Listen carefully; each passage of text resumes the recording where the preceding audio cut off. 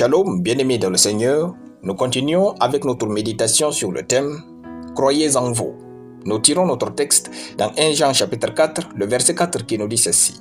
« Vous, petits enfants, vous êtes de Dieu et vous les avez vaincus, parce que celui qui est en vous est plus grand que celui qui est dans le monde. » Gloire à Dieu. Vous pouvez être intelligent, mais si vous ne croyez pas en vous, vous allez échouer. Vous êtes doué, beau et radieux, mais si vous ne croyez pas en vous, vous serez désagréable à vos yeux. Or, c'est quand vous commencez à croire en vous que votre vie extérieure commence à changer pour ressembler à ce que vous pensez de vous.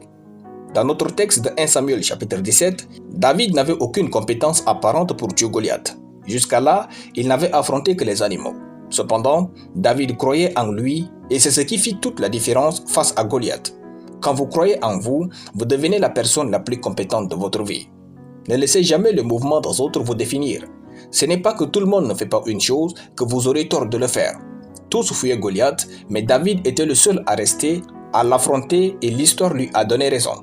Sachez-le, Dieu n'est pas un démocrate pour se ranger du côté de ceux qui sont nombreux. Dieu se tiendra toujours à vos côtés si vous êtes le seul à croire à ce qui est juste pour son peuple. David ne considérait pas la taille de Goliath, mais celle de Dieu et la sienne. Regardez à qui vous êtes de l'intérieur, c'est ce qui détermine votre victoire. Ne comptez pas ceux qui sont contre vous. Ne considérez pas ceux qui attendent votre chute ou attendent que vous perdiez votre boulot. Ne considérez pas leur nombre. Considérez seulement la personne que vous êtes à l'intérieur de vous.